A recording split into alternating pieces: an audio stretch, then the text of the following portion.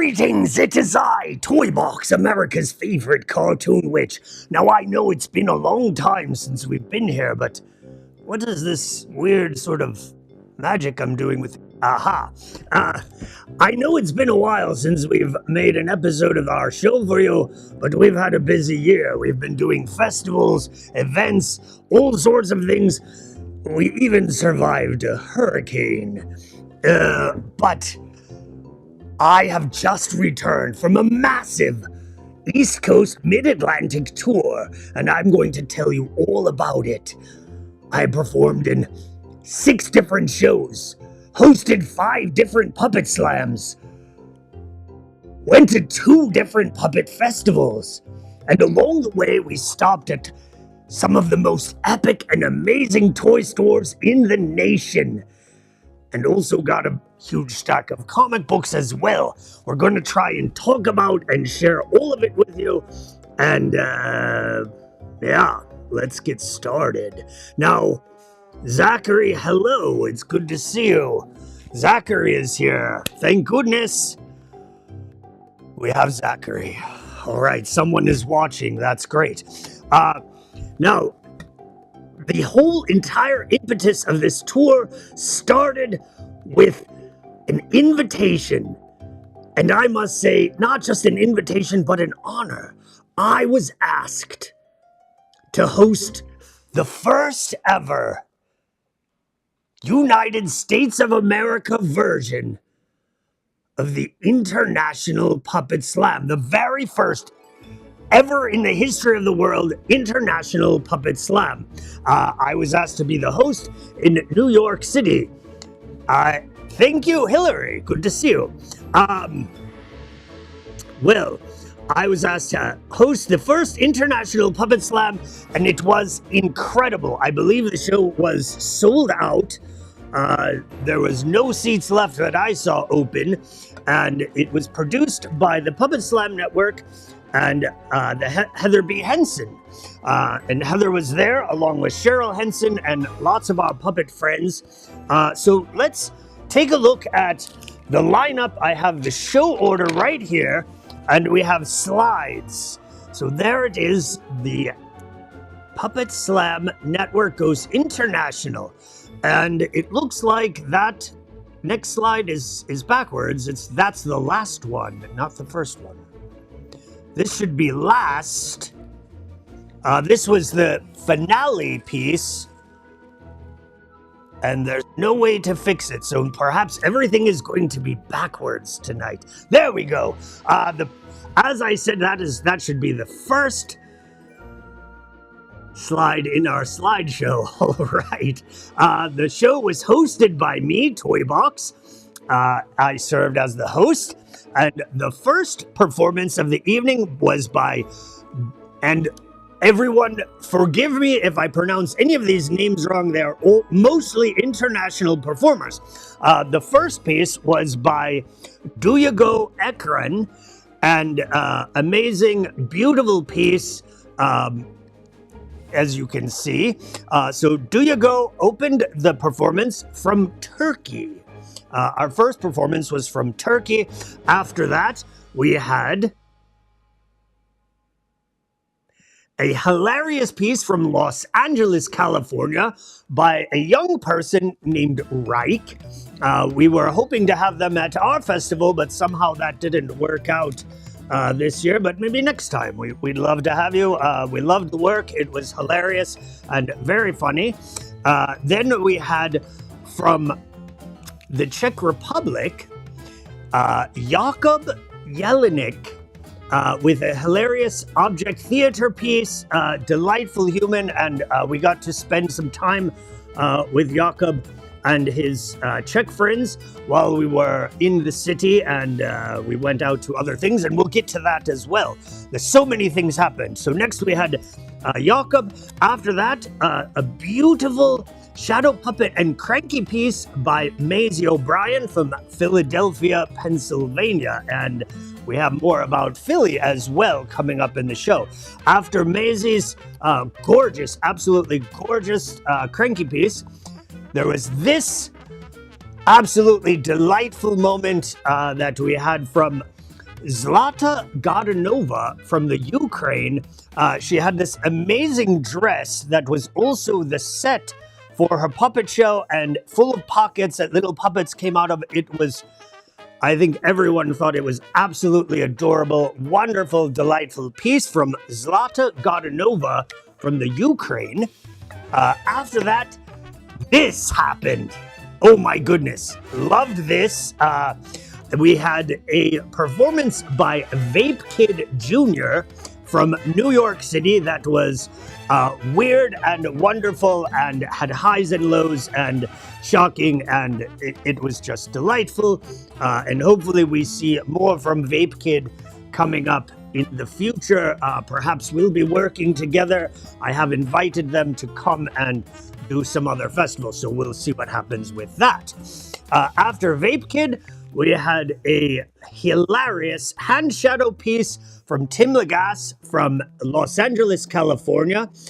Tim cracked everyone up with this hand shadow piece. And then after that, there was this absolutely wonderful, expertly performed marionette piece by Emmanuel Elpenord from New York City, and it was sort of like a choose your own adventure starring this little puppet here called Turtle Boy, and it was very fun. Everyone loved it. Hilarious and expert manipulation by Emmanuel.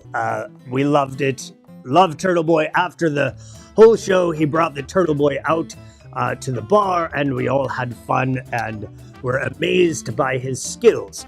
And closing out the show, we had this performance by Masashi Kadoya from Japan. And Masashi did this hilarious paper puppet where he constructed all of the objects from a little desk using just paper that was on the desk, and it all came to life in a charming and hilarious way.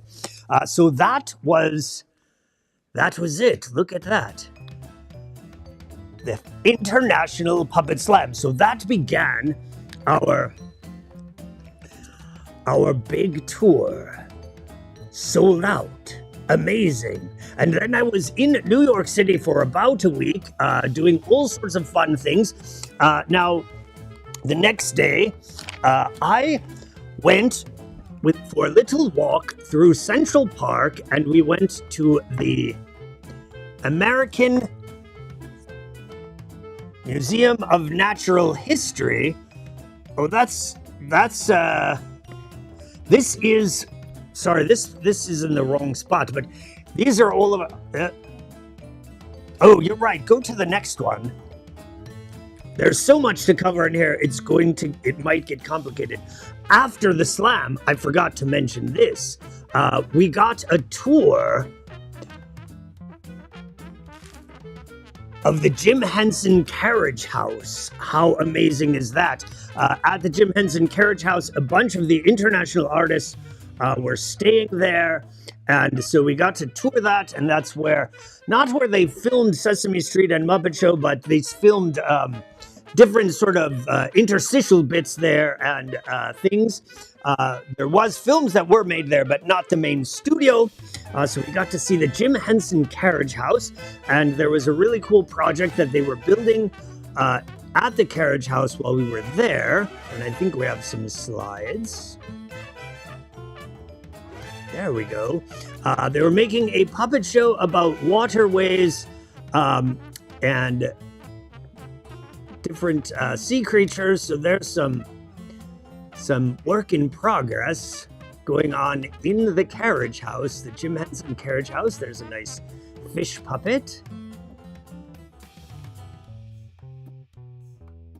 Some more fish. And here we are. So here we are in the Natural History Museum.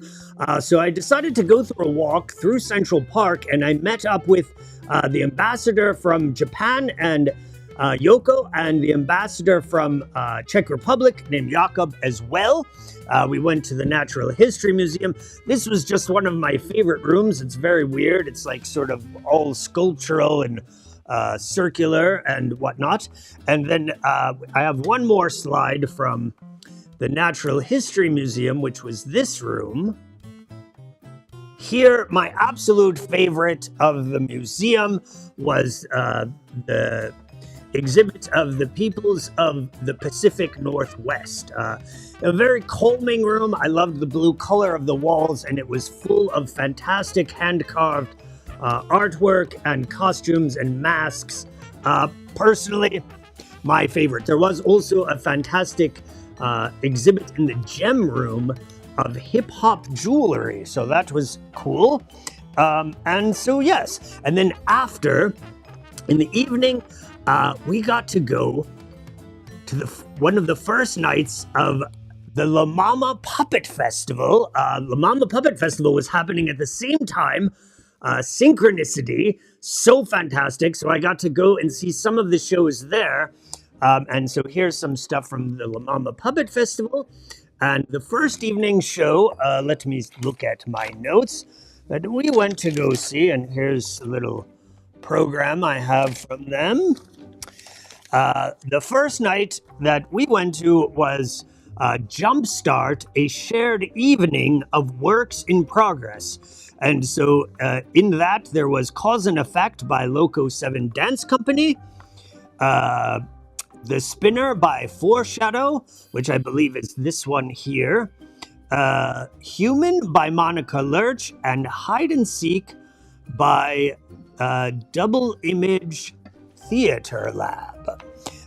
We also, while at the La Mama Puppet Festival, saw this show, which I absolutely loved, called Lovo, and it was from Spain. Absolutely loved this show. It was poignant and incredibly clever. Very smart work from Teatro. Let me look, see where it says Teatro La Fauna from Spain, and it was concerning the last Iberian wolf. Beautiful, beautiful piece. Excellent. Chef's kiss on that one. So we also got to see that from the La Mama Puppetry Festival. And the next day, all right, we can move that. The next day, I went on a big walk. I went 60 blocks from where I was staying near the Jim Henson Carriage House, all the way to the East Village to go to one of the best toy stores in the nation, and I would say the very best toy store in New York City, and that was Toy Tokyo.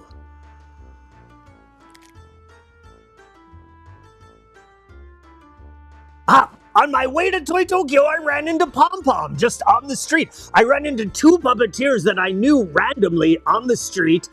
One of them was my friend Pom Pom here, and the other one was Jenny from Great Small Works. They were just like there, and I was like, oh my God, hello. How incredible and ironic that I would run into people that I knew on the street of New York City randomly, not planned.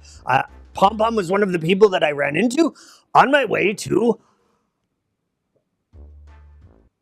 Toy Tokyo, and look at this. This is their window display. There is a huge Mazinger. It's probably, I don't know, 5 feet tall. A gigantic, life-size Astro Boy. Awesome. It is a designer toy store, designer and art toy store, and also import toys from Japan. Fantastic. So let's see. We have some more interior shots of the toy store. You can see some of the types of things that they have. Very cool. And more. There's a cabinet packed with toys. The place is packed. I mean, it's just packed with fun stuff. And let's see what else we have. that's all we have for Toy Tokyo. So let's take a look at some of the toys that we got while we were there. Now, of course, being in New York City, I had to get this, a little bit touristy, but I thought it was delightful. This is, whoop.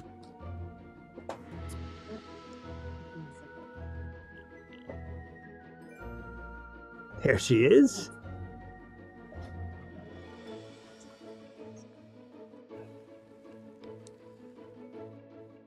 We're working on our focus. There we go. It is a little Statue of Liberty, just, cleaning up her pits with some antiperspirant. I thought it was hilarious and adorable and a little touristy, but I was in New York, so why not? I got that one. Let's see. I got some other cool things while I was there. I got this guy, which was a little two-headed dog by Alex Party. I thought it was cute, and also it was cheap. I was trying to go for affordable things and not super expensive things. However, I did get one big toy that I'll show you at the end. I also got this little guy. Look at him. He's a little toast. It's just a little toast guy, little toast superhero. I thought he was adorable. And let's see, we got some, we got this guy. I have no idea what this is. If you know what this is, please chime in on the comments. I would love to know, but look at this guy, very weird. He's this...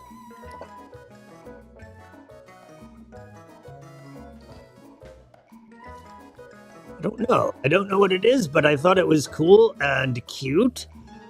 And it was right at the counter, and I was like, oh, I'll take that too. So look at this little guy. He moves like this all the way around. He spins. So if you know what this is, chime in. Let us know. I'd love to know where that's from.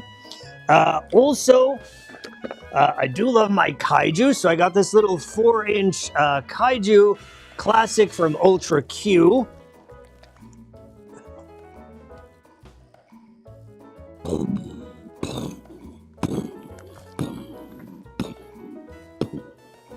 Now, I do have one of these from the 60s, but mine has these little antenna things ripped off, so it was cool to get this guy. I love him, and he reminded me a little bit of the room that I enjoyed at the Natural History Museum. I would pay good money for a tour of your house. Yes, we do tours of the house all the time. We call it the Toy Castle. But there we go. Look at that little kaiju. And also, I got this, which I loved. This is an homage or tribute to all of my friends in the sideshow world. I had to get it when I saw it. Here it is. It's a little Fiji mermaid. Look at how gross and weird that is. So I got this little... These were real things that used to live on the earth, and P.T. Barnum famously captured them and then mummified them and put them in his museum. For real. These were real. All right. Also, while I was there, I thought this was fun, and these were also cheap, so I got them. I got a couple little blind box, and they are Ultramans. So let's see what we got. Hopefully we got some cool kaijus in these Ultraman blind boxes. Let's see. Just going to clip this paper off. And they come in these little buildings, which also maybe could become a stand.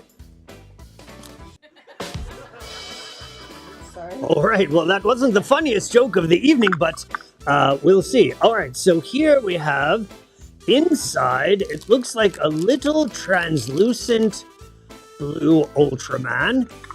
Maybe not my first pick. I was hoping to get some of the kaiju that they had, but he's all right. I got this translucent blue Ultraman in the yellow box, and let's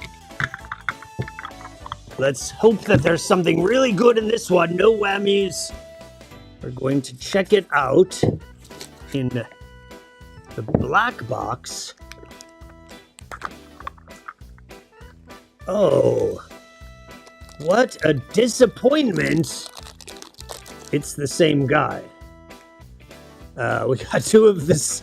We got duplicates of the same one, so perhaps, you know, I'll give that to someone as a gift or something.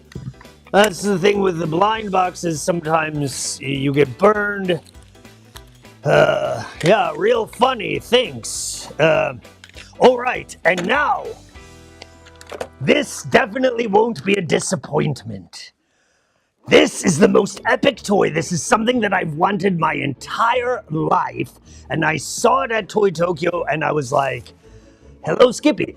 I saw this at Toy Tokyo, and I was like, oh, there's no way that I can say no to this. I have to get it.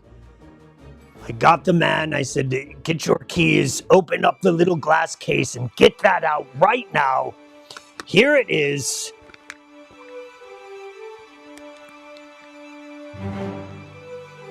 It's Spectre Man. Look at that glorious Spectre Man, and look at his card art there. It's from Awesome Toy, and let me just open him up and bring him out. I've been waiting to do this all week since I've been home, but I saved it for you all because, you know, I'm completely benevolent. So I sacrificed my joy so that I could film it on camera for you of opening Spectre Man. Here he comes. I'm going to... That is correct. Well, get out. All right. Here he is. Spectre Man. I believe he's called actually Fake Spectre Man because he's a bootleg from Awesome Toy. He's got a vinyl bag as well, and he's a vinyl toy. Very, I have to say, super gratifying to hold this in my hands. He feels clean and smooth. I can't wait for him to fight all of my kaiju in the house, and let's just have him fly through here.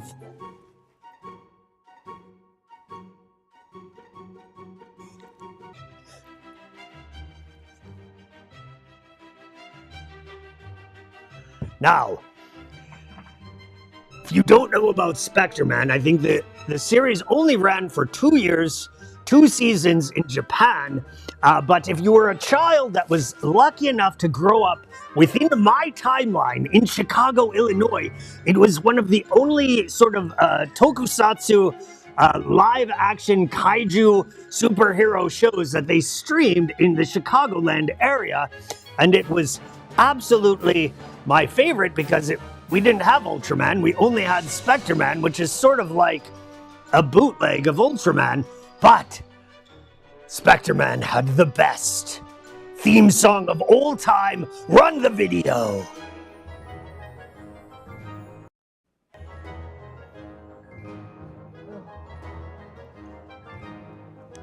Hold on. Restart the video.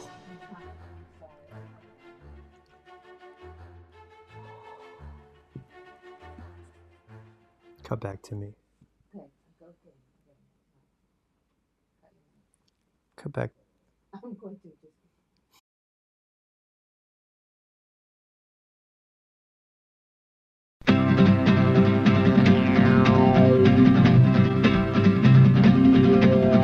Spectre Man! Spectre Man!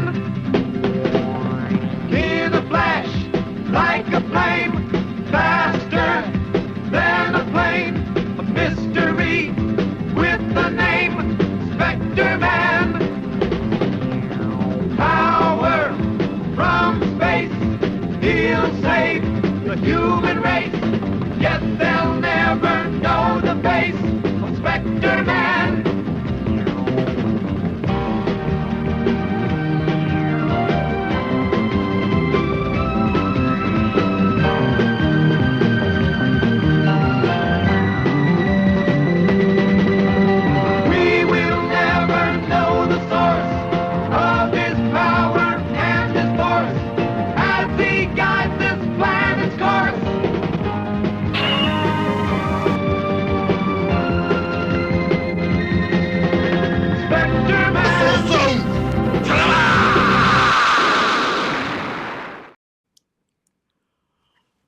Fantastic. So there you go. You can see why I loved this show as a kid. So Spectre Man's main villain was this bizarre green monkey with a yellow wig and a pink leisure suit named Dr. Gory. So awesome, I know.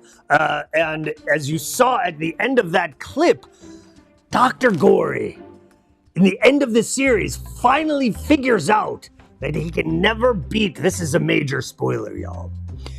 He can never beat Spectre-Man, so he literally commits suicide. As we saw in the video, you already saw it happen. That is the moment.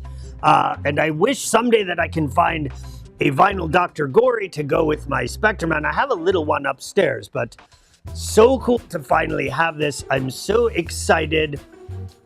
Almost as good as our theme song, that is correct. But our theme song is even better, created right there by Skippy Spiral, one of our very bestest friends in the entire world, a clown now living in Los Angeles, California.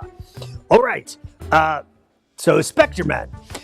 Moving right along, we were in New York City for about a week, and on the final day,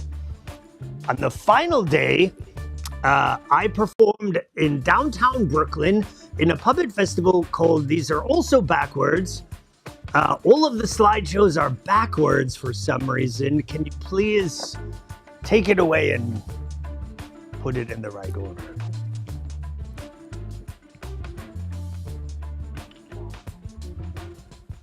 All right, well, you figured it out on the last one. For some reason, we're having a little bit of technical difficulties.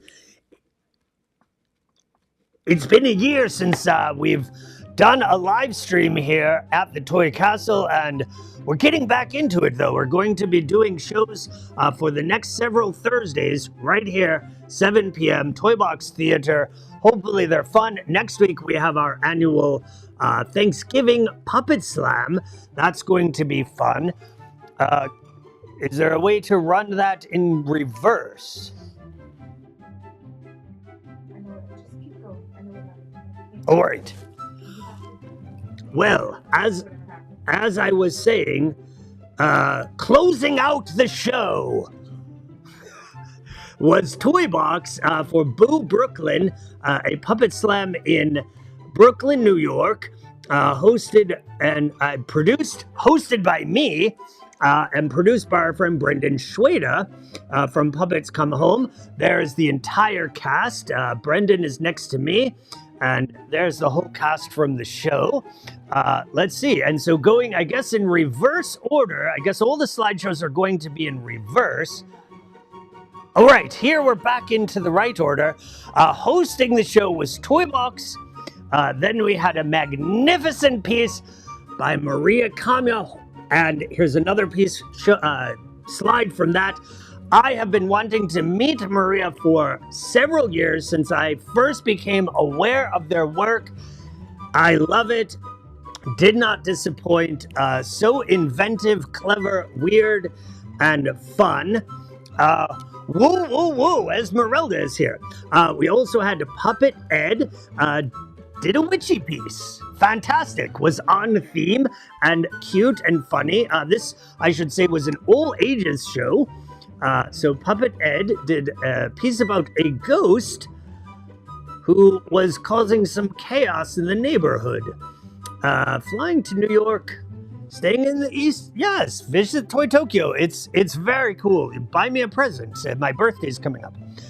Then we had this from Red Wing Blackbird Theater. It was a wearable Punch and Judy stage inherited from Amy Trumpeter, a legendary performer with the Bread and Puppet Circus. And so here you can see the stage going up, and then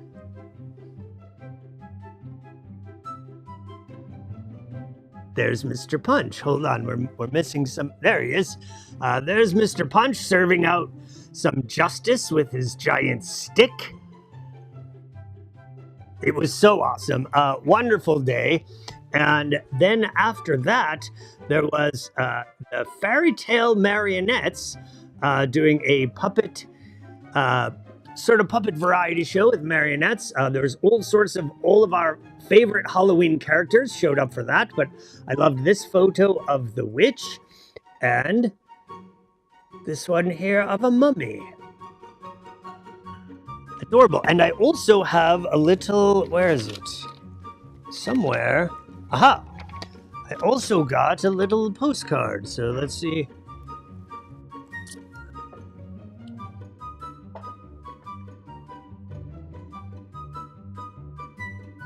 There you go, a little Red Riding Hood and a big bad wolf. From the Fairy Tale Marionettes. Musical puppetry troupe. Look at how cool that is. So I got some cool postcards to hang up or put somewhere in. Poos the Puppet is here. Fantastic. And so that was Boo Brooklyn.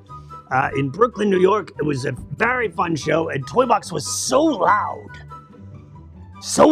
that I heard my voice booming off of the buildings throughout the city. It was an amazing moment, and lots of our friends came to see the show. We had lots of fun. And then after the show, I got immediately in my minivan, and I drove to Philadelphia, Pennsylvania. We went to Philadelphia, and I was also there for about a week, and we did all sorts of fun things there. When I went to Philadelphia, I went to meet my good friend Jim Julian, who took very good care of me and took me to lots of fun things, and we had all sorts of fun while I was there. We went to multiple places, and we even had a show, and we'll get to that. But the first day, we went to South Street. If you're familiar with South Street in Philadelphia, I was like, Jim, I want to go somewhere and have a really good vegan cheesesteak.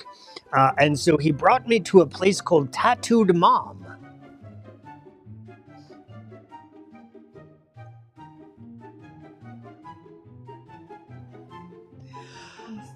All right, well, we're going to push that away. This slideshow is also backwards for some reason. We're going to have to back it up, and I'm going to still having technical difficulties. All of the slideshows are in reverse or out of order. All right, well, this was fun. In front of Tattooed Mom on South Street, I stumbled into this, a poster for my show. Look at that, that's cool. And then we have, there it is, Tattooed Mom. Look at how cool it looks.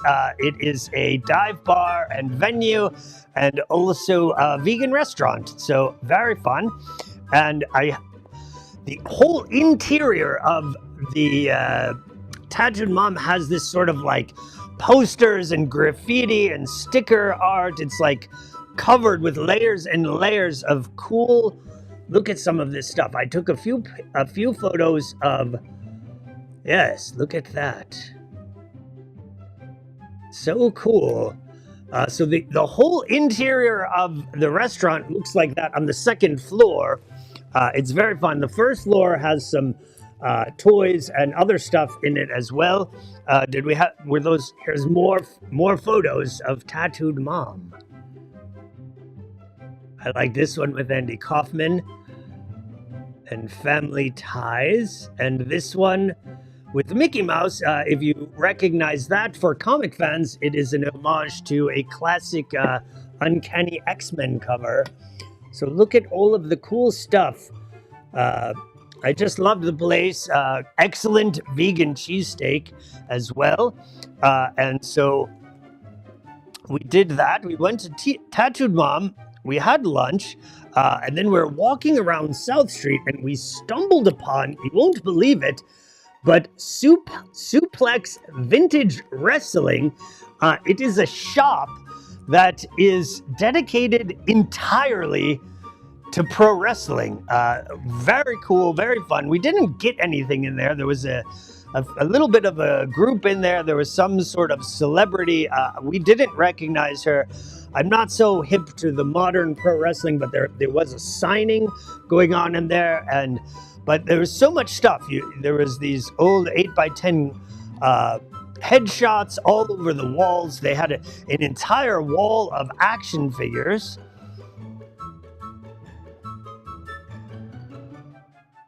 There it is. And so all of them for sale. You could find your favorite characters and tons of toys, video games, a whole wall of VHS and DVDs. It was a whole store dedicated to pro wrestling. Who would have known? I guess it's the people of Philly know because it's there and it's pretty fun. So we went to that, and then afterwards, walking around, we went and saw some of the mosaics by Isaiah Zager, who is a prolific artist in Philadelphia, who also made this place called the Magic Gardens, which is sort of a weird mosaic and junk labyrinth that you can pay money to go in and visit. It is a beloved tourist location on South Street, but you can find these mosaics all over the city, and they're very beautiful and very cool. And then, after all of that, the sightseeing, we went to Atomic City Comics. There it is, and do we have another photo, or is that all the photos from Atomic City? I don't know. But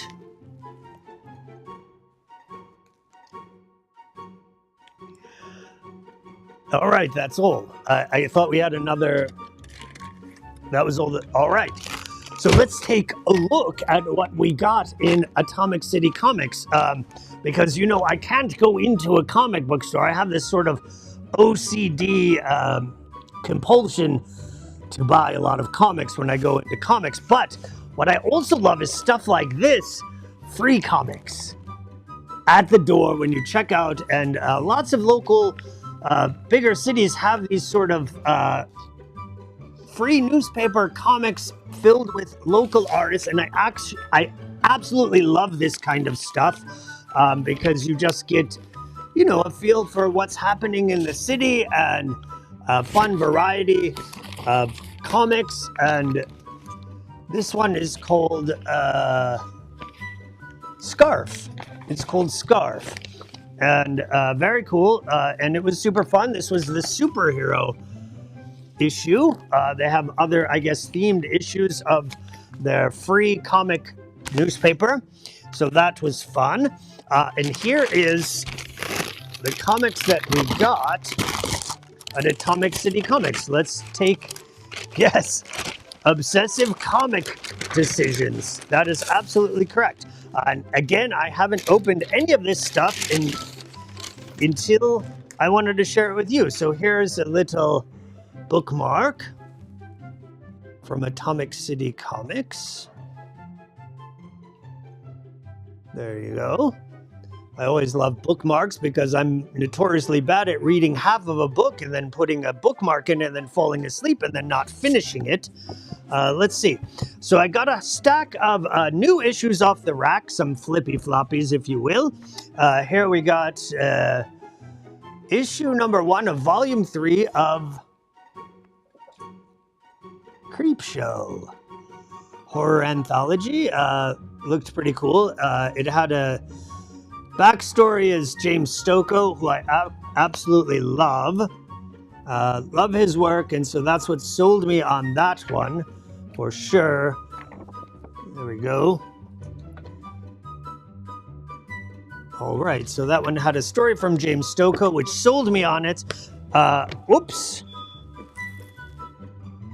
Someone's trying to call me. Let's just stay on the toy camera for right now while we go through all of these comics. All right, we have a whole stack here. I got another issue. I love these. Michael Sweater and Everything Sucks. Sort of a story about these animal sort of slackers. Always a fun. Scarf was out of Seattle. It just concluded. Oh, well, thank you for the information. I know I was looking it up, and I can see that there's back issues that you can find. But here we go. Everything Sucks by Michael Sweater. Love that series.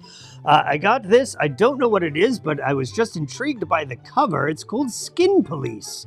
And this maybe is a homage to the classic Hard Boiled by Jeff Darrow and Frank Miller. I'm not sure. But definitely looks inspired by Darrow and maybe Steve Scroce. I don't know. I like the artwork. I like the design of it. I know nothing about these creators, but I took a chance on it. That's issue number 1. I got another horror anthology called Cruel Universe, and I think there was someone in here that I follow regularly. Or maybe not. Oh, yes, David Rubin has the backstory in there. I love his stuff if you guys are familiar with him. Very cool artist. So anthology stuff I can always buy in the single issue, and then it's, less of a gamble. You got buy one issue and it's fine. I got this out of the sheer stupidity of it. What if Donald Duck became the mighty Thor? How stupid is that? I can't wait to find out. It might be the first one that I read tonight before bed, because I've been wanting to read this, but I wanted to show it to you first. I got this called Hell Mask by Glenn Danzig and Simon Beasley. Big fan of both of them. So we'll see what's up with that. Sort of probably a brutal horror fantasy, sex fantasy, I don't know. But I love Simon Beasley, so that was cool. Oh, and then I got another issue that I didn't have of Michael Sweater's Everything Sucks. It's basically about these sort of slacker animals that all live together in a house. That's pretty cool. And then I got these, and they had all 4 issues. And this is what I believe is the final comic book published by Ed Piskor, Red Room Crypto Killers. So there we go. And I did opt to get the Piskor covers. I just wanted to get those. I think that was his final comic book. So I got that out of respect for Ed. Always was a fan of him. And then I found these, which I was quite happy about because I never see these. Some more obscure books by Brandon Graham. And I love Brandon Graham. He is one of my absolute favorite modern comic book artists. Always does these sort of relaxing, surreal science fiction fantasies. Glenn Danzig has been in the comic book business since the 90s, as far as I know. For probably 30 years, he's been making comics. But here's some comics by Brandon Graham. This one is called Rain Like Hammers, and I never see this one, and I think it's a little bit more rare, and you can see just some of the fantastic work in there. Very unique. I find his work to be 100% unique. You could compare it to Mobius maybe, but it does have its own flavor and feel. And so I got this one as well. We are live and in person, as you can tell by all of our technical errors tonight. And so this one is called Surviving on Mars. I've never even heard of this one. I don't know what year it's from, but very cool. Some comics from Brandon Graham. And so that's what we got from Atomic Comics in Philadelphia, Pennsylvania. So hopefully we have some good recommendations for you as far as toys and comics, things that you haven't seen before. I tried to find unique and weird things on my tour to share with you, our fans, things that I like that I could, recommend to you all. All right, so that is what happened then. And let's see what is next on our slideshow. We have... I'm not sure because I don't know. All right. Well, I guess we're talking about the next day. We had a big show. We put together by my very good friend, Jim Julian here with Toybox. My good friend and puppeteer, Jim Julian. I believe one of the longest running consecutive performers in the Wham Bam Puppet Slam. I think besides myself, he has performed in more of them than anyone else. and we love Jim Julian, and he took care of me the whole week, and here we are together, and he produced a show at the Deep End Studios, and let's see, I have the lineup somewhere here. So, of course, Toybox performed. There's not a lot of pictures, but Toybox performed, Jim Julian performed. There was a company called Mine Baby Theater that were hilarious. Sabrina DeWert, and then Maisie O'Brien also did a cranky of Solomon Grundy, also beautiful. So we got to connect with Maisie O'Brien once again in that Puppet Slam in Philadelphia. So that was lots of fun, and that was the show. Yes, Partners in Sun.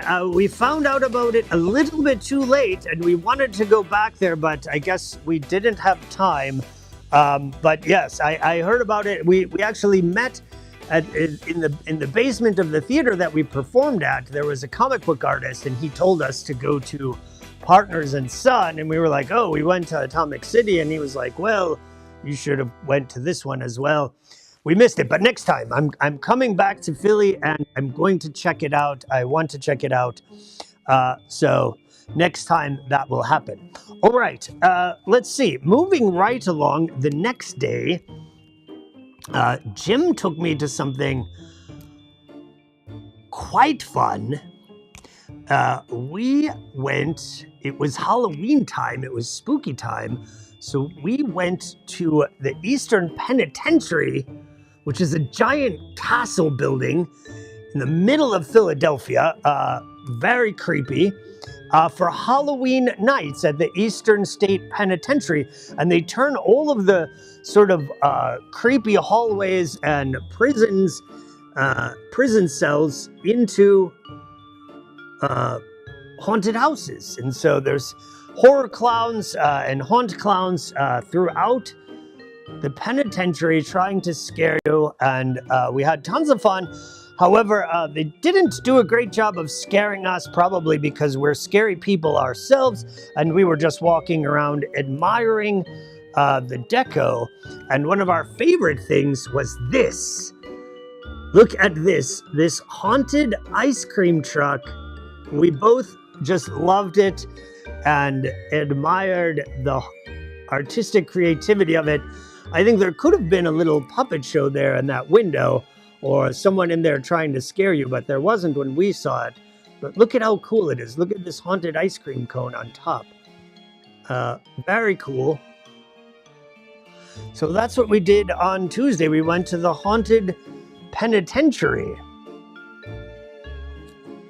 It's a real thing. I wanted to. I have thought about it. I thought about just going in, but you know, I was having a day off, so I didn't scare anyone. But I saw how I could have. That is absolutely for sure. So we went to the haunted penitentiary the next day. We got up and we went to the Mothership Gallery, which was another independent toy and indie toy shop and art toy boutique called the Mothership, put on by Martian Toys. If you know Martian Toys, Martian Toys is the owner and proprietor of this toy shop, and you can see the interior there. There was a little picture that went away, but we have some more. It's just packed densely with all sorts of cool art toys and designer toys, some resin cast stuff. I think you can scroll down on that one. If you go back to, yeah, let's look at all of them. Look at all of these toys. Keep going. Go the whole way. Oh. All right. These are some of Martian Toys, their own toys. And so let's take a look at what we got while we were there. Here is our little bag, and it's got a cute sticker. It says 0% crowdfunded, 100% Martian. So let's take a look. We just got a few things from there, but I did want to support them, and I appreciate especially indie toy stores that are, you know, nothing commercial in that shop whatsoever. All right, so first we got this, which is a blind box called Boozy Besties. They're all alcohol-related little toys. I thought they were cute. And so, and here is, let's see the back. Here are the choices of who we could get inside. Let's see if we can get that. All right. So based on these guys, take a vote. Who do you think we're going to get? These are the choices. Let's see. We have My Bubbly, Agave, Mado, and Kanpai, Brewski, Whiskey Tango, Novello, or Cherry Bomb. I think there's no losers here. I would be happy with any of these. So let's take a look and see what we got inside.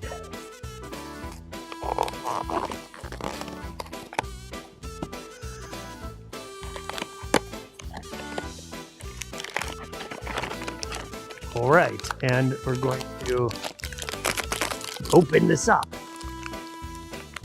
Let's see what it is. Who's the puppet? You got it. It is, what was her name? Cherry Bomb. We got Cherry Bomb, and she's adorable. So there she is. Who's the puppet? Guessed it. We got Cherry Bomb. Very cute. Little cherry martini. All right. And let's see what else we got while we were at Mothership Gallery. So I did want to get something that was actually from the artist that owns the store.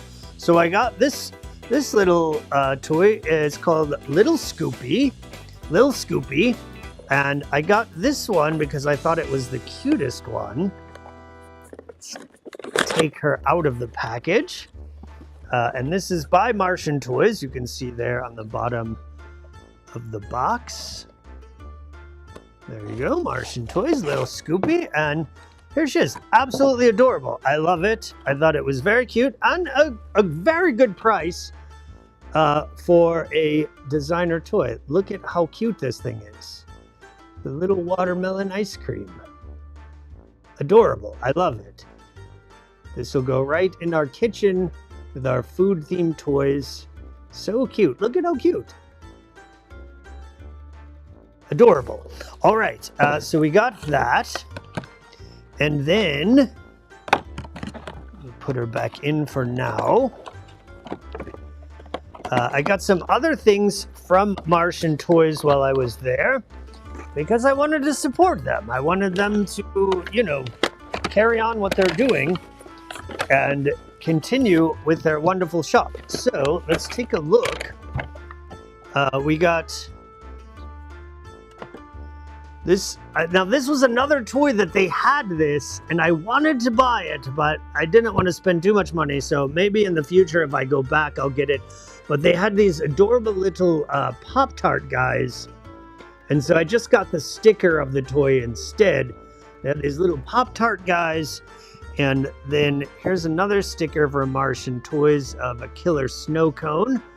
I guess we have a theme in Philadelphia of ice cream. What do they call it? Chopped ice, right? That's what it's called. Or water ice? I don't know. Let us know in the comments. What's the icy thing called in Philadelphia? It's a thing. It's really a thing. And then I got a couple of these because they were cheap. And I love Gary Baseman, so I got a couple of magnets of Gary Baseman. Look at those cuties. Adorable. And I got a magnet from Martian Toys.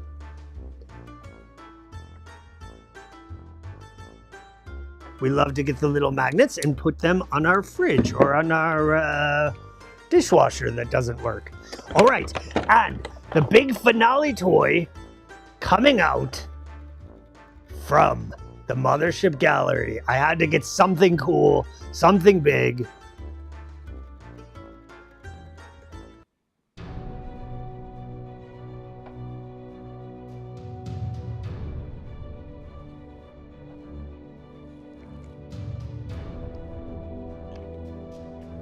Look at this dum-dum. It's a Quisp cereal mascot, but I think he's called Quist. It's by Ron English, vinyl toy, a very adorable. I loved this character as a child.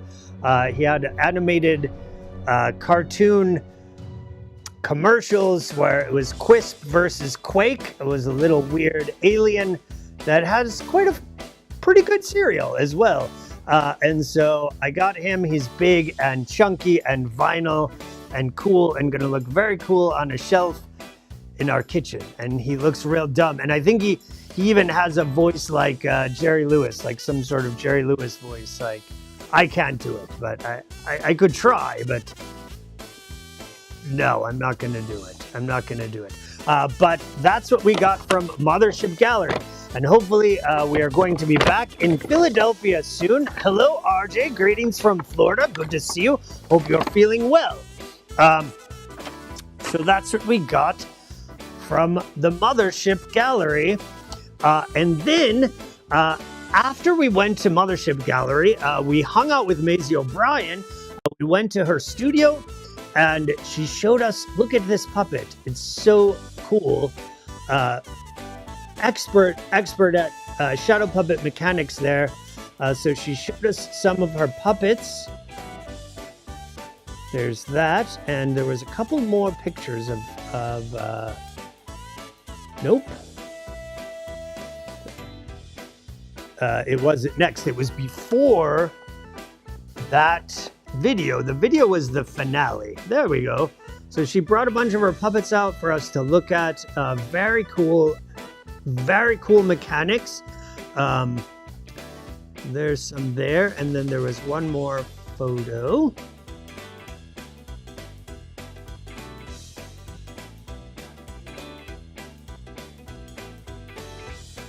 All right, well, maybe that one got lost in the mail. But we went to Maisie O'Brien's studio, and then afterwards, she invited us to a community puppet build by a group called Spiral Q, doing a community puppet parade called Peoplehood. And so here was their little art build schedule, and we went to their studio and built giant paper mache things. Here's some photos I took with my phone. And there's the Spiral Q puppet, which I thought was cute and important to put in. And look at this. I helped paper mache that thing. I think it was a giant paintbrush. And there's some more giant puppets. And so they had a big parade, which unfortunately we weren't in town for, called Peoplehood. But one thing that I thought was amazing was that this community outreach, there was 4 people from Asheville there helping out. And a couple of them I knew, but one of them I maybe had known. They knew me, but had seen me before. But there was people from Asheville helping another community. And so that just filled me with so much warmth and joy to see this happening. And so we all worked on their community puppet build for Spiral Q and Peoplehood. And then I have this cool postcard here, Parade and Pageant Peoplehood, by a very cool comic book artist from Lebanon. I met her, but I forget her name. If you were there and you remember her name, please let us know.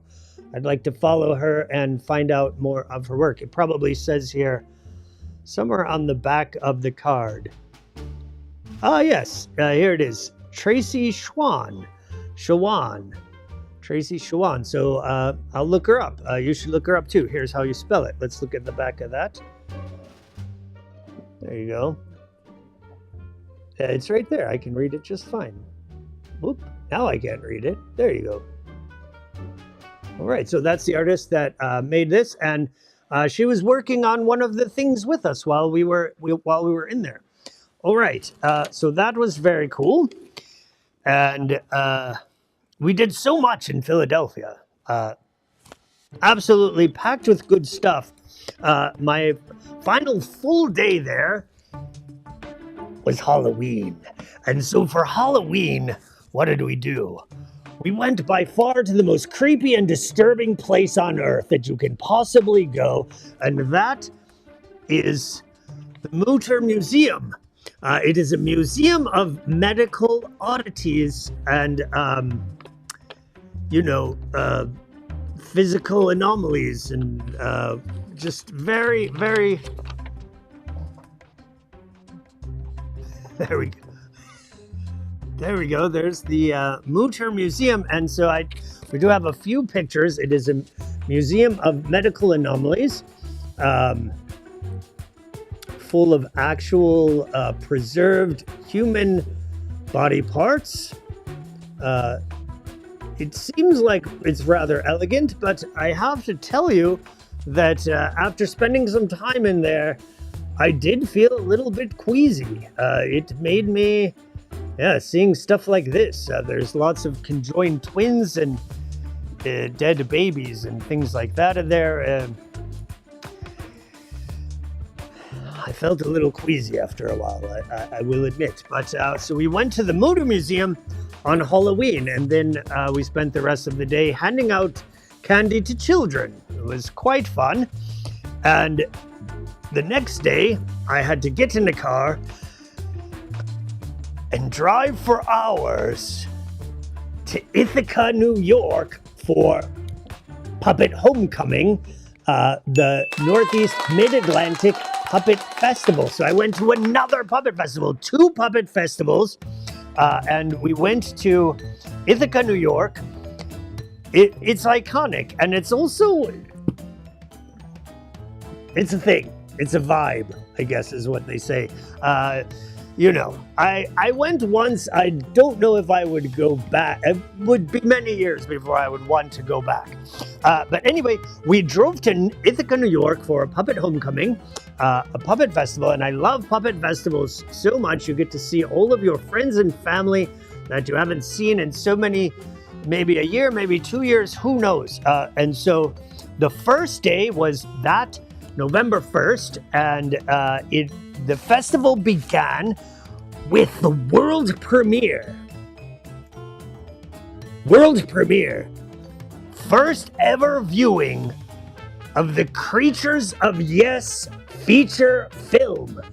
We got to see the world premiere, first viewing of the Creatures of Yes feature film. Even some of the creatures themselves had not seen it, because apparently it was edited right up to the moment that it was debuted, and it was hilarious and awesome. If you follow the Creatures of Yes, there are some shocking new developments in that world and that universe, things that we have hoped for or maybe not hoped for. I don't know.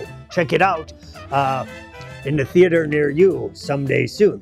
So the Creatures of Yes debut feature-length film was the first thing in the festival, and then we had the Puppet Runway fashion show by a bunch of the people in Ithaca, New York. It was the local show, and it was very clever, very fun. It was sort of a puppet variety fashion show, adorable, creative, and I thought the perfect way to open the festival with the local talent. I loved this. Look at this. Cranky pants. He had cranky pants. He had a cranky in his pants. Get it? Hilarious and awesome. Everyone was awesome in this show. Tons of fun. Perfect way to open the festival, to see, maybe some of the people that don't normally get to go to other puppet festivals because they live in Ithaca, New York. And it's like, really far. I mean, it's really far away. It took me like probably 50 hours to drive from down here all the way up there. So we went to Ithaca, and after the Puppet Runway fashion show, it was time for the Puppet Slam. And guess who hosted the Puppet Slam? Why, it was me. Yes, Toybox hosted the Puppet Slam at Puppet Homecoming, and I performed several pieces in the show. Also, in that show, there were a few locals. There was this piece by a fellow named Norm Scott, incredibly inventive and impressive piece combining, can we go back to that? Nope, we can't go back. Okay. All right. Norm Scott's piece here, combining animation with shadow puppetry, and it was cranky. It had a cranky, it had shadow puppetry, it had animation. It was very, very cool. Impressive work from the people of Ithaca. Then we had this piece here from Vita Cripps, which was sort of a dancing skeleton humanette type thing. After that, we had some storytelling and improvisation with our friend Brad Shore. And then another local did a hilarious sort of dating app puppet show, Marietta Synodis. Looking for Love was the name of the piece. It was hilarious and everyone loved it. Then we were treated to a appearance by Madison J. Cripps doing whatever this was. It was something about a seaside variety show. I don't know. I didn't quite understand it. Then we had one of my all-time favorites, Matt Sambank and the Shadow Factory did a hilarious piece that some of you may have seen at Leaf Festival, and maybe you'll see it again because hopefully Matt Sambank will be back at Leaf. And then closing it out was this impressive and magnificent laundromat puppet show about a laundromat in outer space put on by the String Pullers. Fantastic piece. And then Toybox also did another puppet show at the very end to close it out. But that was the first night of Puppet Homecoming. Then on Saturday was a big day. Tons of stuff happened on Saturday. We started the day with some puppet workshops. And here we see some practicing tabletop bunraku style, American bunraku tabletop style puppet, and some other puppet workshop. That was all for the puppet work, I guess. And then there was a market in the town square there, and they had a puppet market. All these people were selling their puppets, and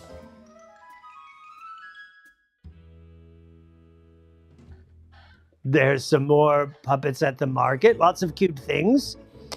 And is that all for the market? All right. And then we had a bunch of short pieces and busker things. Now, this was phenomenal. Here you are looking at a sort of lambi style, one person at a time puppet experience of a Yeti village, also made by Brad Shore. I loved it. It was delightful. I am glad that I got to go through and see what was happening. So you looked through all these little portals inside of these mountains, and the Yetis were doing different things. So this one here, you can see a Yeti was probably ice fishing. But then outside, there were a bunch of busking shows, street shows, and Madison J. Cripps did his marionette show as one of the buskers. Honey Goodenough did her Sock Monkey Circus, and her friend Harry also did one, but I didn't get to see any of it because look at this. Who is that? It's my inferior form, also performed as a street show for children and families, and we had lots of fun. And so I was busy performing that whole time, so I didn't get to see anything that was going on. I didn't really get to go in the market. I was busy loading my show and making people laugh. Maybe. I don't know. Some people were probably bored. So that happened. And then after the busking and market, we had a bunch of shows, a whole string of puppet shows in different theater spaces. First, we went to a circus art school and we saw Honey and Harry do a word play, which is a whole sort of puppet show based on letters and the English language. Super adorable, super fun learning show for younger children, just learning the alphabet, reminiscent of classic Sesame Street. Fantastic show. I absolutely loved it and would be great for young children. And then after that, we got treated to an absolute delight by the String Theory Theater from Baltimore. I have to tell you, my friends, I love this company. They speak to me in so many ways. The aesthetic, the comedy, the timing, the delivery, everything about String. I've seen them several times now, and every time it is absolutely delightful. I love them. It may have been my favorite thing in the entire festival. So this one was about a young child laying in bed playing with their action figures. I mean, how does that not speak to me, right? You can see what's going on here. Hilarious. Then after that was a piece called Make or Break, which was a live action interpretation of Picasso's Guernica. Wrap that all around your head. Can you even do it? It's amazing. I have Lorenzo Ruiz is the artist. I had seen this piece before. I absolutely love it. Very cool, a little dark, but also comedic and just incredibly beautiful. All done by Lorenzo. He even painted the backdrop there, which is just like the painting. I mean, fantastic. And then we had Matt Sambank's show, The Shadow Factory, always hilarious, impeccable manipulation and comedy skills by Matt Sambank and The Shadow Factory. And then closing out the evening, we had the Potpourri. And Potpourri was hosted, there's our friend TJ doing his little clown act, clown marionette in the Potpourri. And there was this sort of weird vulture dance. Delightful, loved the puppet. And then it ended with this, what I guess started in one of the workshops, was a sort of puppet Olympics. There was 3 teams and they competed to see who could do the obstacle course the best with their puppet that they trained with during the workshops. The Potpourri was hosted by Liz Joyce and Carol D'Agostino, good friends of myself, and I feel like they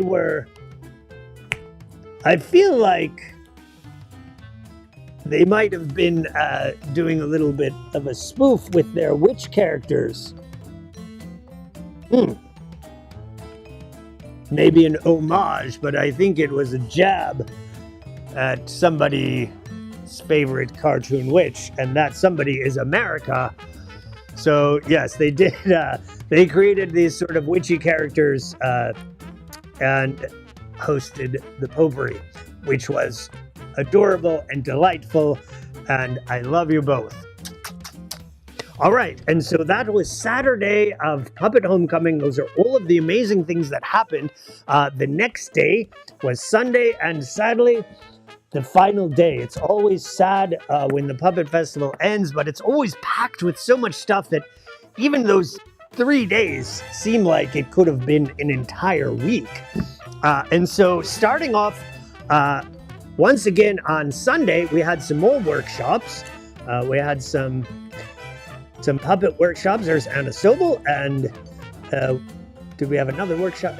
And here's Jacqueline making some little puppets.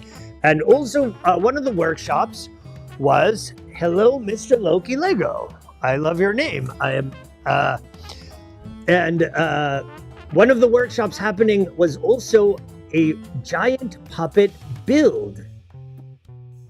Poquito. Okay. So there was a giant puppet build for the parade. So some of these puppets were made. There was a big parade on Sunday afternoon and for the community. And some of the puppets were made in the workshops. Not this one. This one was some sort of weird thing from Burning Man, but look at how cool it is. I just loved it. You could ride on this giant unicorn that was, it had a little sort of go-kart thing inside of it. It was awesome. I mean, huge and awesome. And so here we can see that, yeah, so you can see a lot of these puppets were made at the festival, specifically for the parade, so people got to build a thing and then bring the thing to life, which I always love that experience. Super fun day, and look at it. And there's Home Slice, one of the directors of the festival, with a weird sort of goblin-y snake charmer. I don't know. He's got snakes on his neck. I don't know. And there's Carol in the background. So yeah, some people made their puppets and brought them to the parade. But after the parade, we have a little video.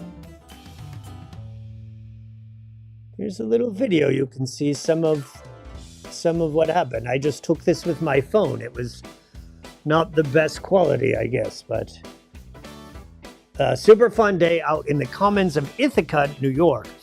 Now, after the parade, I was staying with, if you go to Burning Man, like I'm sure you do, Catherine Davis, it seems like something you would go to. You've been on the unicorn. Yes, the unicorn was there, and it was magnificent. After the parade was through, you're not. No, there's live puppetry in every community. I mean, look at all these. I went to all these cities and did all these puppet shows and went to all these festivals. They're everywhere. Search out your community. Where do you live? You probably have a puppet slam in your town. Go and see it. But after the parade, we went. So I was hanging out with Matt Sambank, who was from the Shadow Factory and also my roommate for the weekend. And he said, hey, let's pop in to this used bookstore and check it out. And I was like, do you know what that's like? You're going in with me. I don't just pop into the used bookstore. I have to look at everything and find exactly the right things. And so we went in this used bookstore, and literally 1 minute later, I was still in the doorway looking at the free newspapers. He comes up and was like, all right, I got what I needed. Let's go. And I was like, no, you have to wait now. We have to see all of the stuff that's in this shop, and I'm going to find stuff because that's what I do. So we went to a used bookstore called Angry Mom, and I found some things, and let's take a look.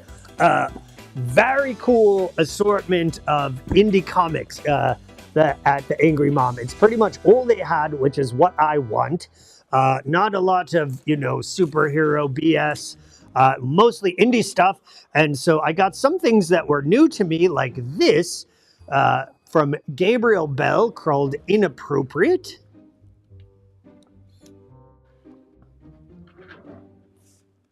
There it is. Oh, Inappropriate by Gabriel Bell. And we'll just look at one page. I don't know.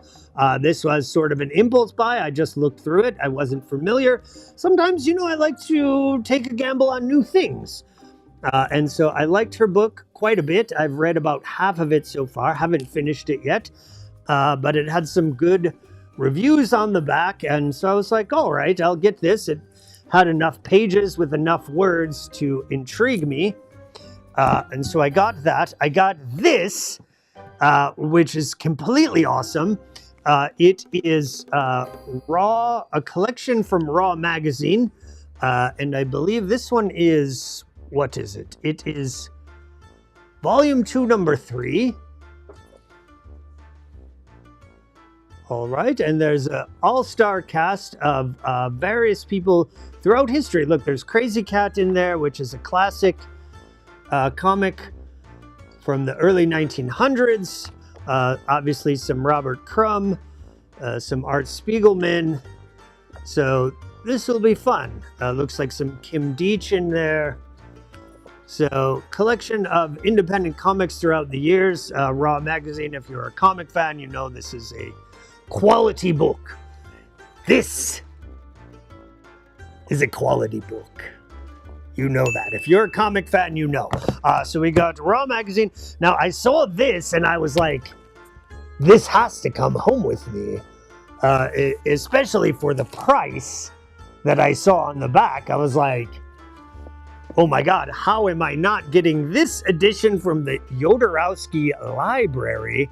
An anthology of short tales by Alejandro Jodorowsky.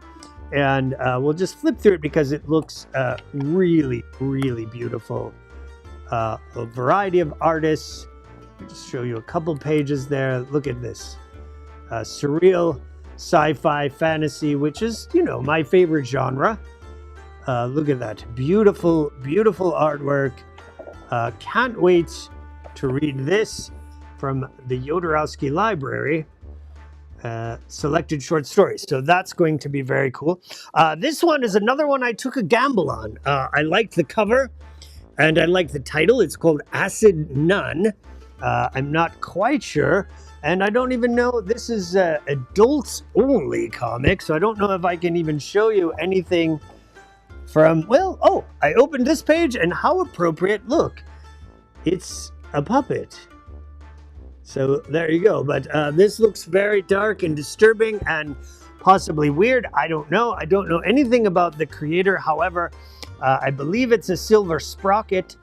The publisher is Silver Sprocket, which is a publishing company that I quite enjoy. I usually like the stuff that they do.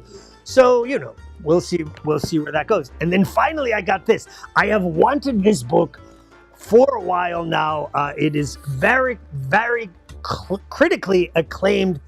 It is called Organisms from an Ancient Cosmos. Highly acclaimed book right here.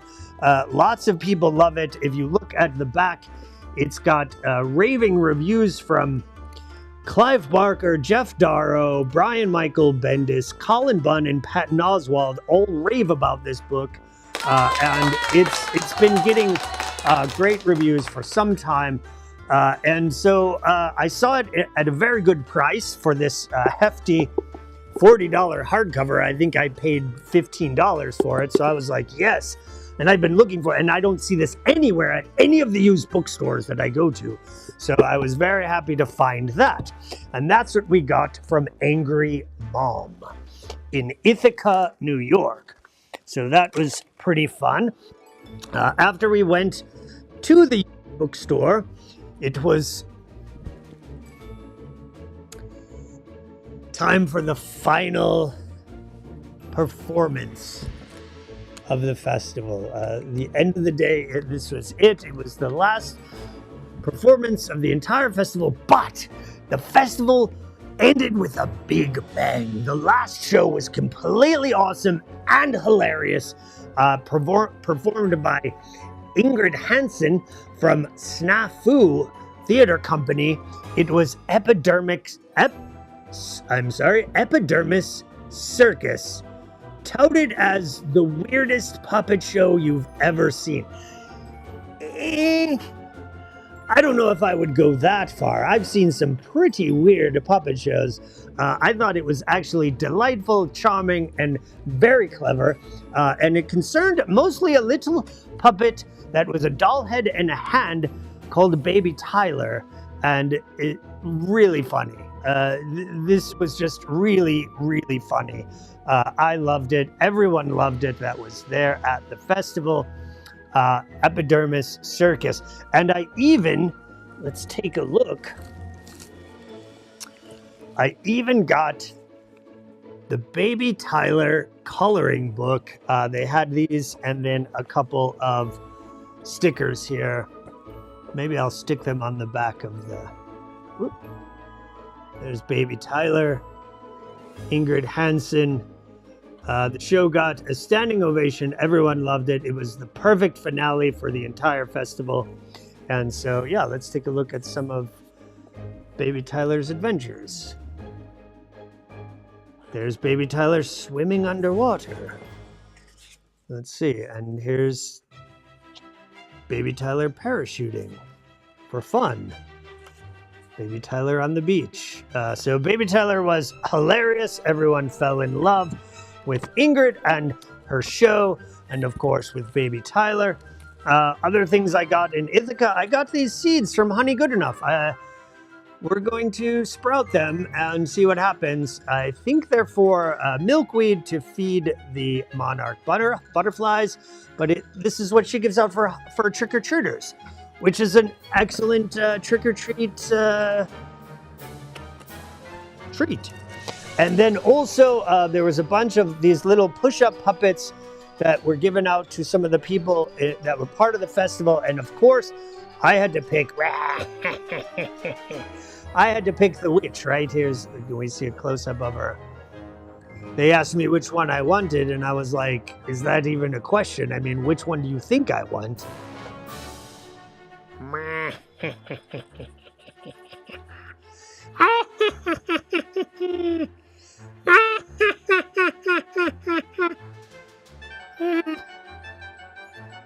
Huh? Are you having fun watching this live stream? Is it almost over?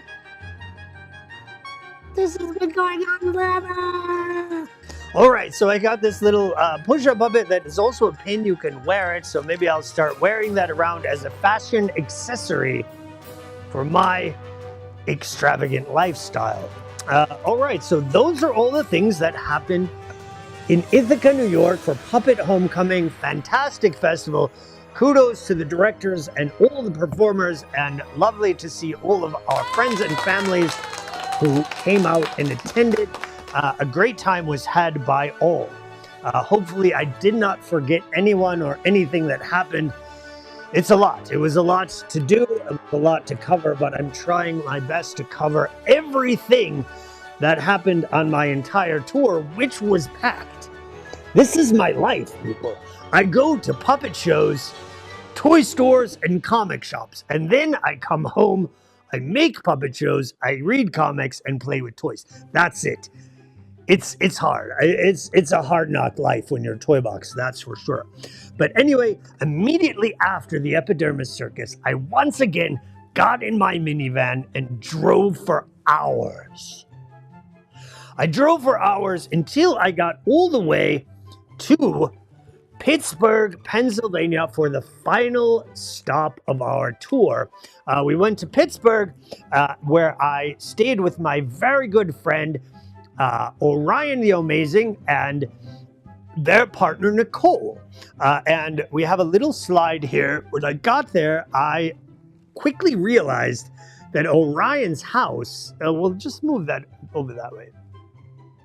Small it down. There you go. Orion is an amazing artist. Now, Orion made this piece here. It took him 6 months. All of these boxes were handmade and then designed and then put together in this piece. It took half a year to design and build a really gorgeous giant wall hanging piece, and their house is awesome. It's like 4 stories. It's all painted beautiful colors, and there's multiple levels and artwork everywhere, and they have really fun dogs and cat. The other cat, one of the cats, she was all right. Not my favorite, but I loved the orange cat, Perch. Super sweetheart, sleeping with me every night. The other one, Moxie, sorry. Moving right along, so we stayed at Orion and Nicole's. Thank you so much for hosting me for an entire week in Pittsburgh, Pennsylvania. Very fun to hang out. And at this point, you know, we chilled a lot, hung out, talked, read comics, did that sort of thing. Dreaded the apocalyptic future as well because I was there over Election Day. So election day, of course, was a giant, colossal disappointment in reality, and so we had to do something fun. So I wanted to go to Ides Entertainment.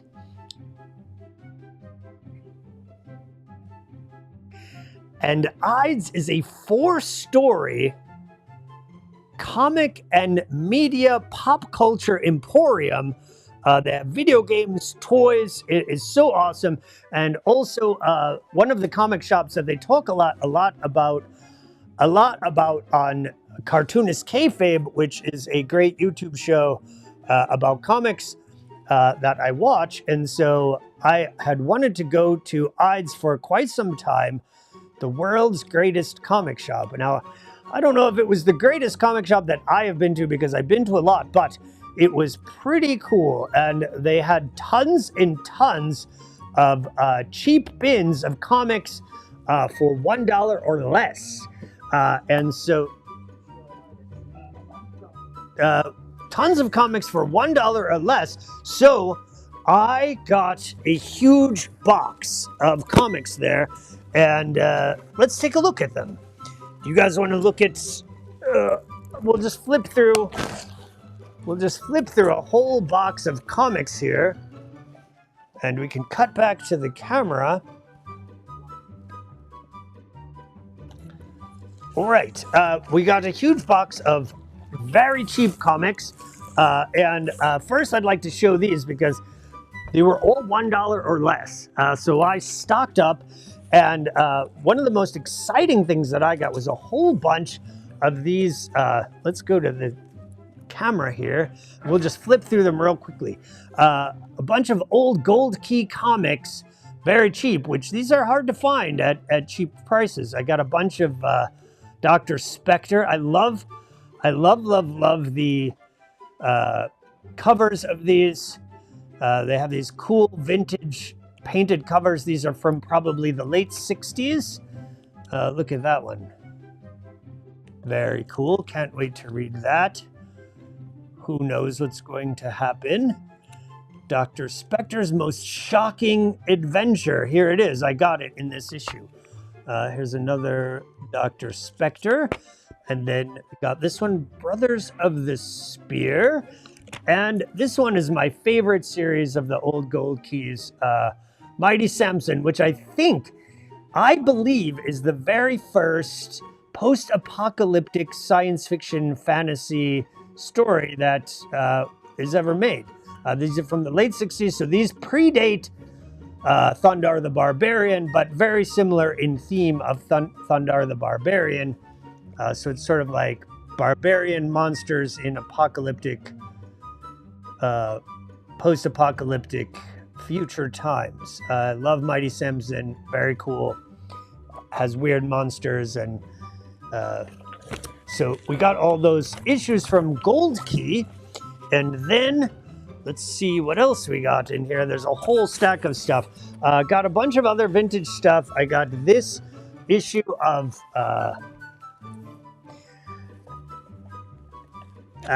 Blue Beetle versus the Madmen, classic issue of Blue Beetle.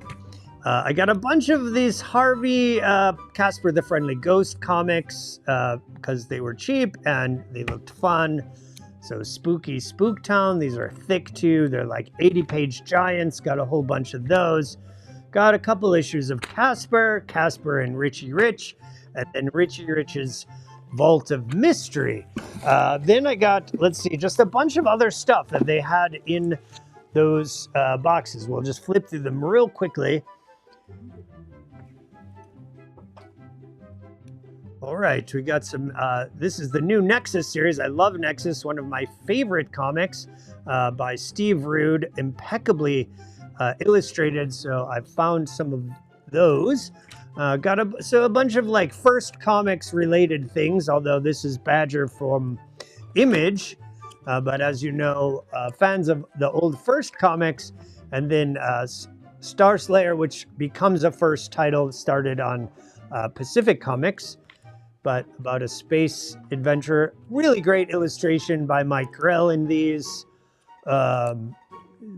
I think some of Mike Grell's best work. Fun fantasy adventure. I got this Prince Valiant reprint. Oh, look, there's Gru the Wanderer with Sergio Aragonés. I don't know what this is, but it looked cool. Sort of a Jack Kirby tribute called Olympia. Of course, look at this. I had to get that, right? It's called Atomic Toybox.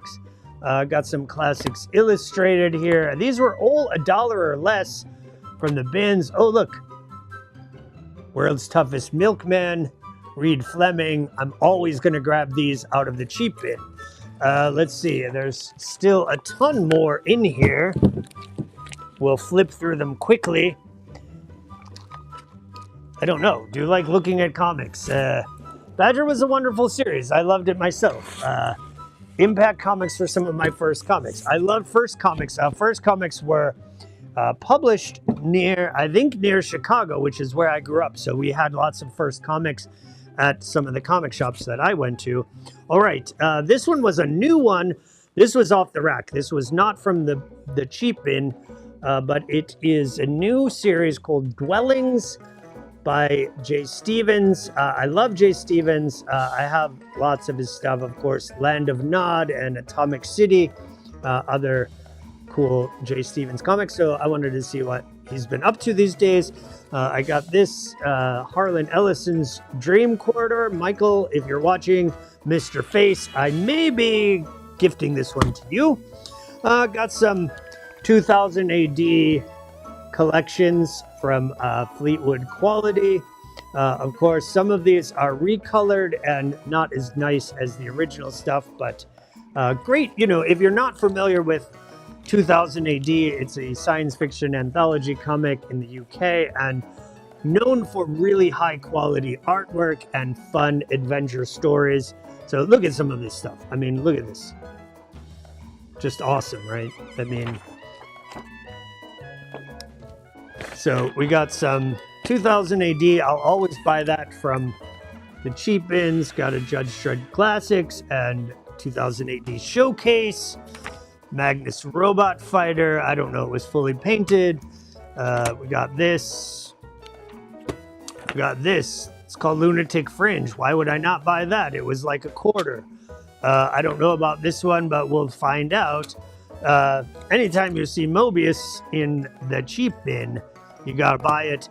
Then I got a bunch of Archie stuff. So we got Madhouse Comics, Pep, Sabrina the Teenage Witch, inferior cartoon witch to Toybox, but one of America's favorite.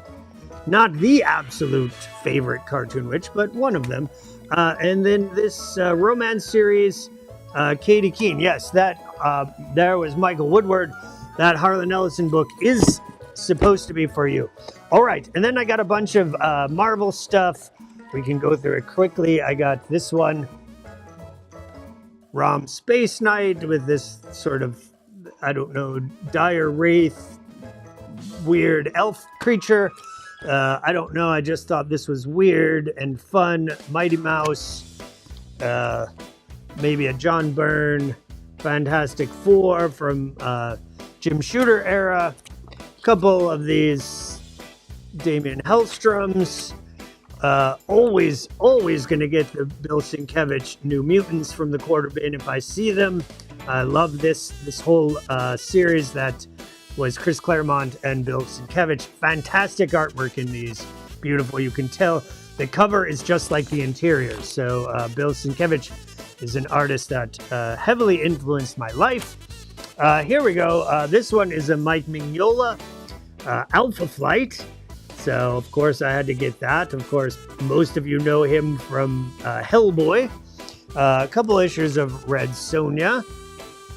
And then some Thing 2 and 1. You got to pick those out of the cheap bin when you see them, especially this one with Doctor Strange.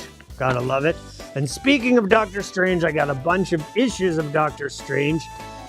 These are from the, I believe Paul Smith was the artist on these, so they're really nice. This one might be a Brett Blevins, but nice artwork in there, psychedelic. I got this Punisher, summer special. I remember when this was out on the racks when I was a kid, and I didn't get it for some reason, so I saw it in the quarter bin, and I grabbed it. Here we go. Another Punisher with Darkhawk. And that is all for the cheap bins from Ides. They have cheap bins upstairs and downstairs. Don't forget to check all of them. The downstairs ones are even cheaper. They're $1 or less. But they also had $5. They had $5 graphic novels. So I was like, $5 or less. So I picked out some from there. I got a couple of these, and these were only $2 or $3. The Three Stooges. So I got some Three Stooges comics. I got this one, which is a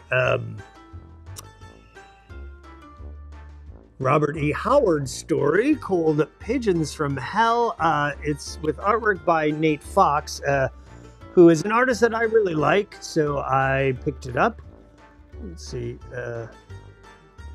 It's hard to really see with the glare, but ooh, I don't know. Pigeons from Hell, artwork by Nate Fox. Ben Templesmith also is an artist I really enjoy, so I got Mr. Wormwood Goes to Washington. $5. It's a hardcover.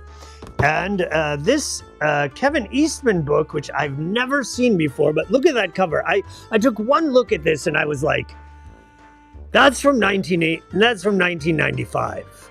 This is made in 1995. And then I opened it up, and of course, yes, this is from 1995. I called it very 1995, but still fun, from Kevin Eastman, one of the creators of the Teenage Mutant Ninja Turtles. So just some sort of weird, fun fantasy comic, hand-painted. I don't know. It'll be fun. It'll be fun enough. It was $5. And then I had to get this. Issue number 1 of Dummy Magazine, The Art of Pee-wee's Playhouse. Now, any of you with half a sense know that Pee-wee Herman is incredibly important to my life trajectory, and so I had to get this magazine, and I haven't even cracked it open because I've been waiting to show it to all of you. But it is The Art of Pee-wee's Playhouse. So Gary Panter, Wayne White, and more. And so let's just take a look at some of the stuff inside.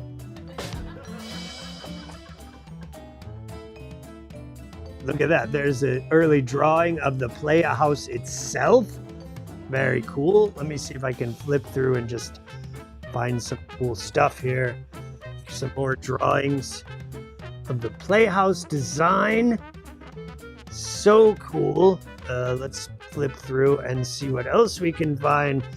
There's an early Dirty Dog sketch. So I'm very excited about this and reading this. Oh, look, there's Conky. Very cool. The Art of Pee-wee's Playhouse. That will be very fun, and I'm sure inspirational, because, you know, I'm going to have to making a new puppet show sooner than later, so it's always good to be fueled by weird and wonderful artwork. All right, so we went to Ides. The next day, we were just hanging out, and I was like, oh, hanging out with Orion, and I said, oh, Orion, do you have an Ollie's? Do you ever go to Ollie's? Do you guys know about Ollie's? Because Ollie's, you can buy really cheap toys and really cheap comics, and snacks and other household goods. But I go for the toys and comics, let's be honest. And he was like, yeah, I love to go to Ollie's. You want to go to Ollie's? And I was like, yeah, I want to go to Ollie's. And he brought me to Ollie's. So I got some Ollie's stuff. Let's take a look. Here we go. All of this was very, very cheap. First of all, I got this. It's a movie Super Mario. So I don't know. It was cheap. It was like $5. I was like, yeah, I'll take that. And then we got a bunch of comics, you know, no indies. I mean, there are a few indie things, but it's mostly mainstream stuff. But you know, for the price, you can't beat it. Most of these were like between $2 and $4 for a whole graphic novel. So we got a new DuckTales. We got Civil War with Hercules, Gods of War.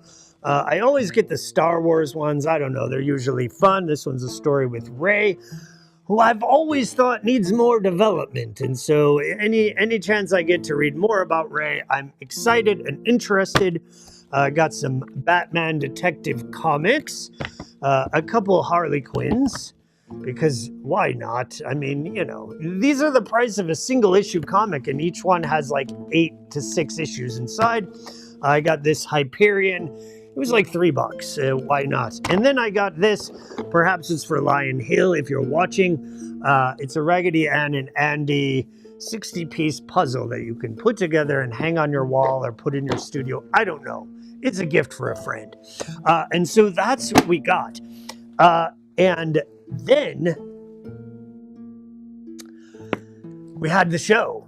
The next day we had the show. It was called Clown versus Puppet. And we're going to take a look now at some pictures from that.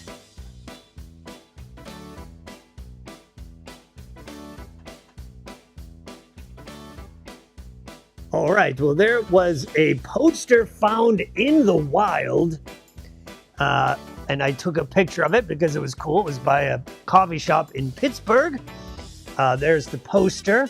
The show was hosted. This was the only Puppet Slam not hosted by me. It was, in fact, hosted by Trenton the Pig. There he is.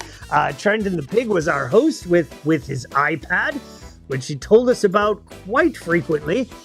He had his iPad there, and Trenton the Pig was our host. And the show was basically Toybox and Orion. However, it started with a fantastic spectacle by Cheryl Capizzuti and a puppet dance party. Look at this. Let's see more of this dance party, puppet dance party, giant puppet dance party. So much fun. There they are. So there was a giant puppet dance party that happened. Look at how much fun they're having. Everyone was having so much fun in Pittsburgh at Clown versus Puppet. And there was no winner. The clowns and the puppets won. And so also in the show was my very good friend Orion the Amazing, a super talented and hilarious clown, hosted by Trenton the Pig. And let's see, we have some photos of some of the pieces by Orion the Amazing. There he is. What a darling. Fantastic friend and performer. And clown. Here he's balancing. That is a knife. Look at that. He's balancing a jar with flowers, a vase with a glass vase with flowers, and on the skinny part of a knife. That's happening. He did that successfully. So that just tells you how amazing Orion the Amazing is. So look at that. There's one of his tricks. He also made this giant puppet monster that came out and had lots of fun with the crowd. And I think it ate its own eyeball at one point. And here we go. Scale this one down a little so you can see the whole puppet.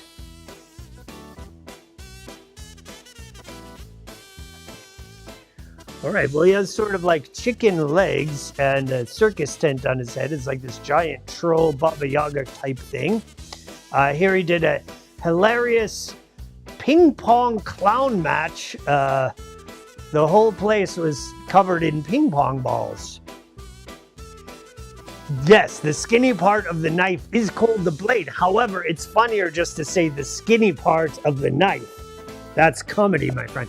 All right, and here he was bouncing balls from that thing in his mouth to the paddles, and he had paddles on his feet as well. So doing this sort of bizarre ping pong hacky sack routine. And then, of course, also Toybox was in the show, but you do need to see more pictures of me. I mean, I've already been showing them to you for an hour and a half, 2 hours. But here's one, a very cute puppet, a very cute picture of our merch table and all the new ragamuffins that mostly sold. So there's a cute picture of our merch table. Now I have to tell you, this is fascinating because, friends, I was staying with Orion the Amazing. I have been friends with him for years. He has been to my house several times. He knows that comic books are everywhere here and is pretty much all I do. And not once did he ever mention that he himself is an independent comic creator. In fact, I didn't find out until I started rummaging around comics that were in his bathroom. And I was like, wait, what's this? These are comics by Orion the Amazing. How did he never tell me about this? Never told me about it. And so I, gave him a little bit of a hard time. And I was like, well, and he was like, I don't know. It just never came up. I was like, you should have brought it up.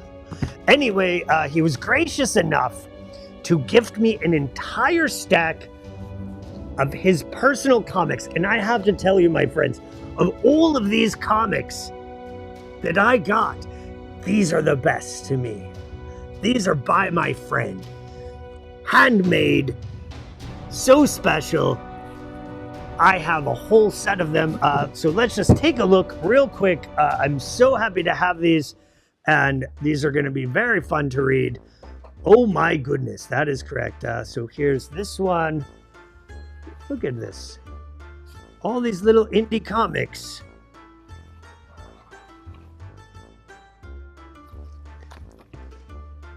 Look at that. These are comics made by Orion the Amazing. How cool is this? This is the coolest thing. Look at that. So I can't wait. I've been saving them.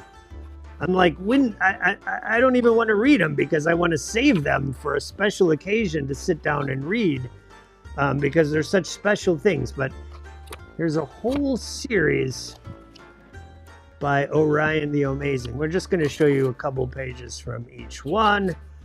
But such an accomplished human being.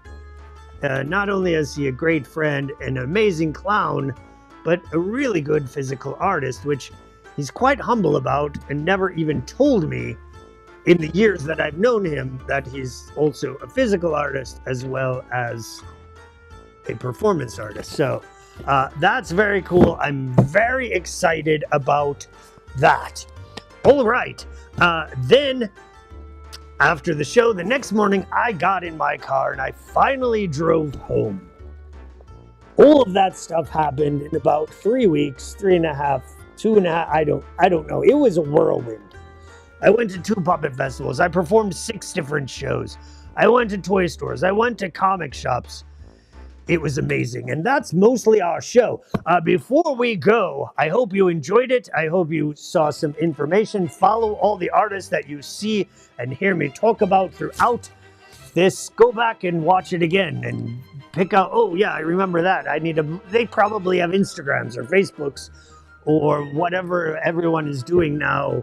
Mr. Blue Sky, I don't know. But find out, buy stuff from their shops, buy stuff from my shop. Today, before the show,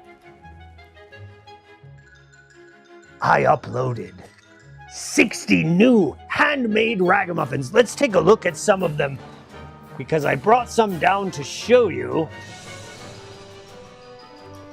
All right, there's one running around the stage here. Look at this guy. He's got a little yawny cat on it. You can buy this. It's in the shop right now. Look at this guy. Or girl, or whatever. Look, you can fix this hair. Make it however you want. Look at that hair. Luxurious rainbow hair. Or shake it back up and make it look like this. And it's got a space kitty on it. You can buy it. It's in the store right now. Get it while it's hot. They're all one of a kind. They're all unique. Look at this guy. So dumb. It's like a dumb bull thing with the Spain patch because he's a bull. I don't know. This is how my brain works. I just make these things all the time. But I love this little goblin right here. It's got a patch of me on it. You can buy him. He's in the shop right now. They're all one of a kind. If you don't get it now, it will never exist again.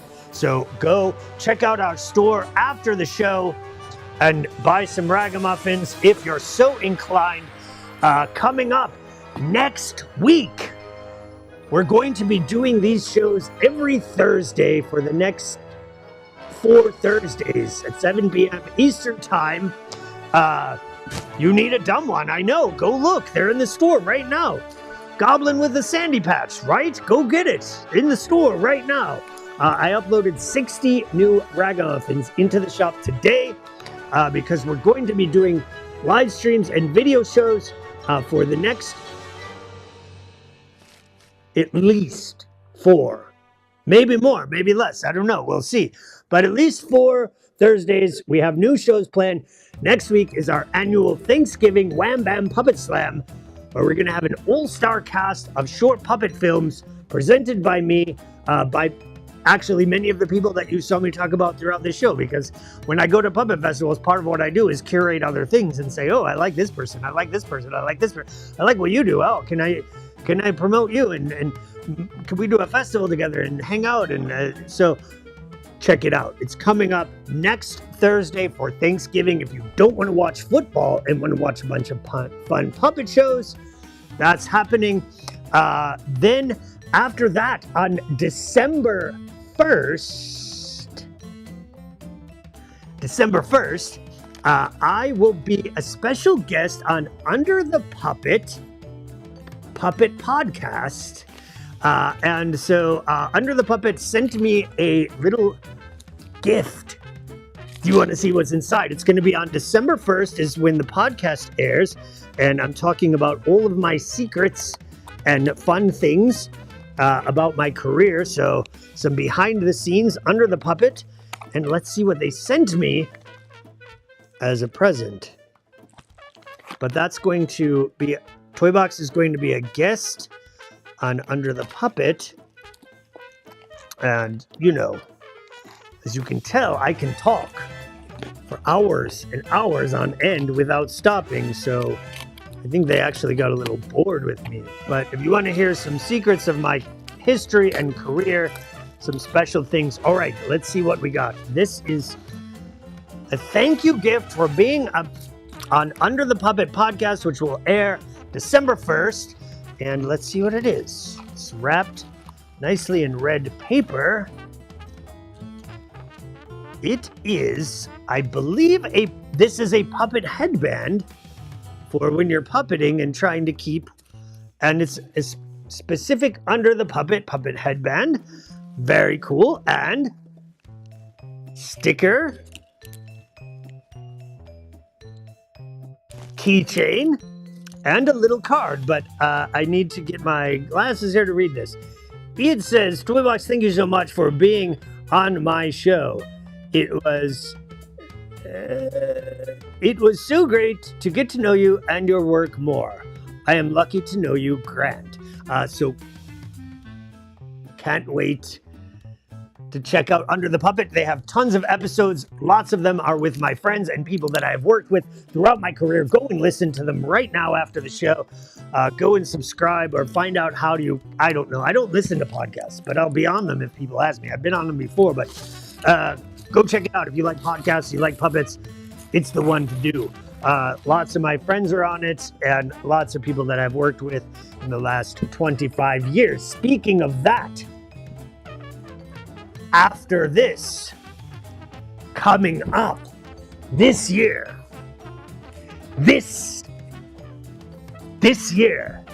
I am celebrating the biggest birthday that I've ever had in my life.